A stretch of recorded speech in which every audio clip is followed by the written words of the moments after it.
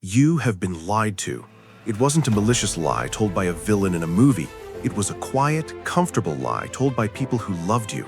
Your parents, your teachers, and society at large all whispered the same roadmap into your ear since you were 5 years old. Go to school, get good grades, get a safe degree, find a stable job, save 10%, and retire at 65. They called this the American dream. But if you look around you today, really look, you'll notice that for most people, this dream has mutated into a waking nightmare. You feel it, don't you? That subtle, gnawing anxiety in your chest on Sunday evenings. The sensation that no matter how hard you run, the finish line keeps moving further away. You are not crazy. You are just waking up to a mathematical reality that most people are too terrified to face. The safe path isn't just slow. It is a trap designed to keep you running on a treadmill that someone else owns. Consider this. In 1950, a single income could buy a home, a car, and support a family of 4 comfortably. Today, that lifestyle is a fantasy. Since the Federal Reserve was created in 1913, the US dollar has lost over 96% of its purchasing power. That means the currency you are trading your life for is evaporating in your hands. In this video, we are going to dismantle the illusion. We are going to answer the questions that keep you up at night. Why does a 6-figure salary today feel like poverty? Why is your house actually a liability that's making you poorer? And most importantly, how is the financial system rigged to punish savers and reward debtors? We aren't just going to complain about the trap. By the end of this video, I'm going to hand you the blueprint to dismantle it. But be warned, once you see the bars of the cage, you can never unsee them. Let's start with the most painful realization for the ambitious person: the paycheck. You work hard, you get the promotion, you see the numbers go up on your direct deposit, and yet at the end of the month, you still feel broke. Why? There is a term for this specific type of misery.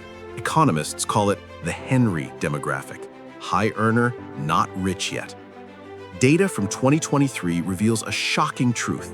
60% of millennials earning over $100,000 a year are living paycheck to paycheck. Think about that. These are the success stories. These are the people who followed the rules, got the degrees, and landed the big jobs, and they are drowning. The reason isn't just that they are buying too many lattes, it's that the system has placed a ceiling on their potential. When you rely on a salary, you are fighting a 3-front war you cannot win. First, there's the lifestyle tax. The system is engineered so that your expenses always rise to meet your income. But the second enemy is far more efficient: the government. The Tax Foundation reports that Tax Freedom Day, the day you effectively stop working for the government and start working for yourself, doesn't happen until April 18th. That means for nearly 4 months of every year, you are essentially an indentured servant to the state. While the wealthy use the buy, borrow, die strategy to borrow against their assets tax-free at 3 to 4% interest, you are paying 25 to 40% income tax on your labor. The tax code is designed to penalize labor and reward capital. But the most insulting part of the salary trap is the number itself. We are psychologically anchored to the idea that $100,000 is rich. It's the holy grail of the middle class. But let's look at the cold, hard math. According to the Bureau of Labor Statistics inflation calculator, earning $100,000 in 2024 gives you the same purchasing power as earning $56,000 did in the year 2000. If you're aiming for 6 figures, you are chasing a ghost. You are aiming for a standard of living that is half of what you think it is. This is why you feel tired. You're running twice as fast just to stay in the same place.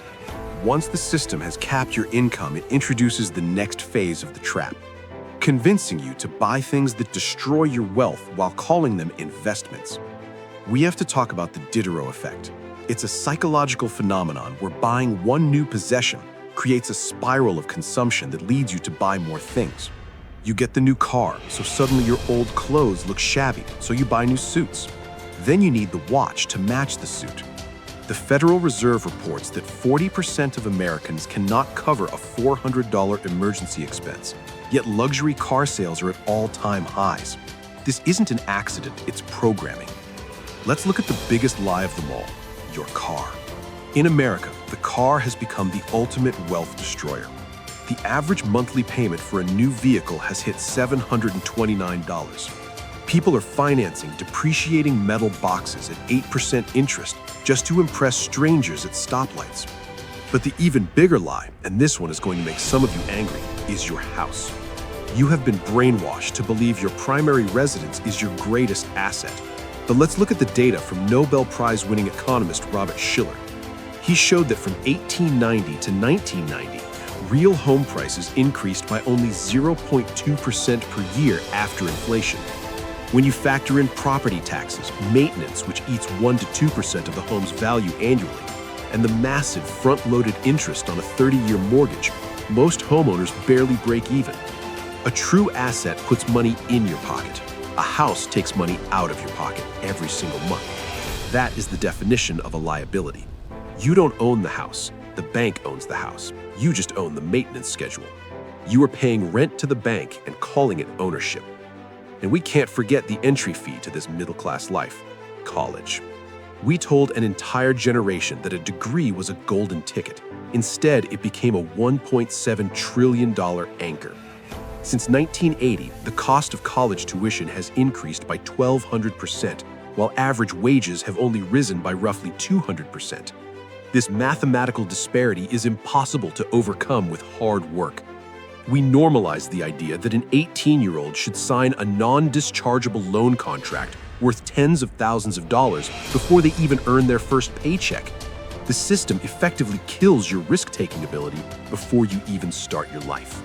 If you manage to survive the taxes and the debts, you run into the final boss, the banking system.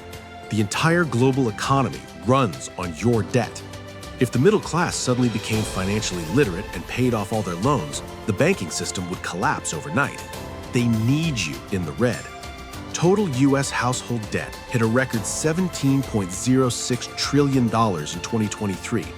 The average American carries over $6,000 in credit card debt, often at interest rates exceeding 20%. This isn't a bug in the system, it's the main feature. You are not a customer of the bank, you are the product. Your interest payments are their profit margins. But what about the responsible people, the savers? The system has a trap for them too. It's called financial repression. You've been told that saving money is responsible, but in a fiat currency system, saving is a guaranteed losing strategy.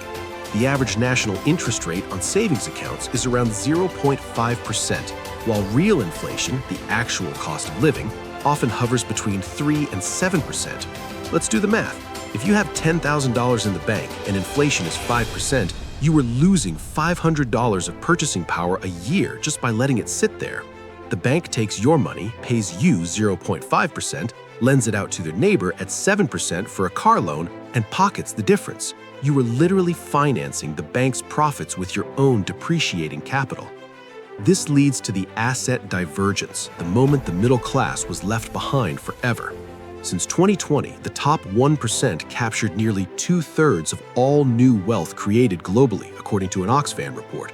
Why? Because the top 1% own assets, stocks, real estate, businesses, while the middle class owns currency.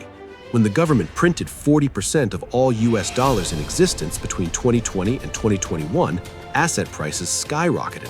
The rich got richer not because they worked harder, but because they held the bucket, assets, while the government poured the water, money printing. You, holding a cup, cash, just got wet. So why do we stay?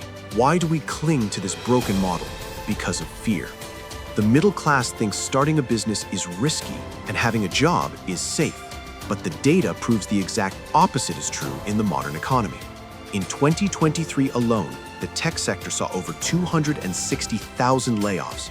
These weren't struggling workers. These were people with safe, high-salary jobs at Google, Microsoft, and Amazon. Relying on a single source of income that can be turned off by a generic HR email on a Tuesday morning is the definition of financial fragility. Compare this to the wealthy. The average millionaire has 7 streams of income. One dries up, they don't panic, they just adjust. The average middle-class worker has 1. If that stream dries up, they lose their house. Who is really taking the risk here? The entrepreneur with 10 clients or the employee with 1 boss? The bars of this cage are mental. Psychological studies on social conformity, like the famous Ash experiments, show that 75% of people will go against their own better judgment just to fit in with the group. Escaping the trap requires you to be willing to be misunderstood. Your friends and family will try to pull you back into the bucket. They will see you driving an older car to save capital and call you cheap. They will see you reading financial reports instead of watching Netflix and call you obsessed. You have to understand that their criticism is actually confirmation. It is proof that you are disconnecting from the matrix. You cannot escape the herd if you are terrified of leaving the herd. Now that you see the trap, how do you get out? The solution is simple, but it is not easy. It requires a fundamental shift in your physics. You must accept the decoupling principle. You will never be wealthy as long as your income is tied to the hours you work. There are only 24 hours in a day. That is a hard mathematical ceiling on your wealth. Naval Ravikant famously said, "You are not going to get rich renting out your time." Even the highest hourly wage earners, doctors and lawyers, cap out because they cannot scale. You must move from being a consumer of jobs to a creator of assets. Warren Buffett earns roughly $14 million per day in dividends alone, whether he gets out of bed or not. You need to build systems that work while you sleep. But you can't build assets if you are bleeding cash. Step 1 is to starve the beast. A study by Lending Club found that 49% of six-figure earners are living paycheck to paycheck. This is a spending problem. You need to create a capital wedge, the gap between your income and your expenses. Every dollar you send to a corporation for a consumer good is a soldier you just killed in your fight for freedom. Once you have that wedge of cash, you deploy it into the triangle of freedom. Historical data from Jeremy Siegel's Stocks for the Long Run shows that over 200 years, stocks returned 6.6% real, bonds 3.6%, and gold 0.7%, while the dollar returned negative 1.4%. You need to be in the game. You don't need to be a genius, you just need to be an owner. Even buying an S&P 500 index fund makes you a partial owner of the 500 largest companies in America. You stop working for Apple and start making Apple work for you. But the fastest way out today is to productize yourself. The creator economy is valued at $250 billion in 2024. The internet has destroyed the barrier to entry. If you know how to use Excel, fix cars, or code, you can package that skill and sell it. When you sell a digital product, your margin is nearly 100%. This is the ultimate leverage. It allows you to escape the salary cap without asking a boss for permission. You have two choices right now. Option A, stay on the treadmill. Hope the government saves you, pray inflation stops. Keep financing the car and upgrading the phone. Option B, accept that no one is coming to save you. Build assets, starve the distractions, and claw your way to ownership. The choice is yours. But before you decide, there is one specific number that keeps people stuck more than any other. It is the $100,000 salary. I have run the numbers on it, and the breakdown of where that money actually goes is terrifying. If you think a six-figure salary makes you safe, you need to see the math in this next video. Why 100K is the new broke. It explains exactly why your raise didn't change your life. Click right here, and I'll see you there.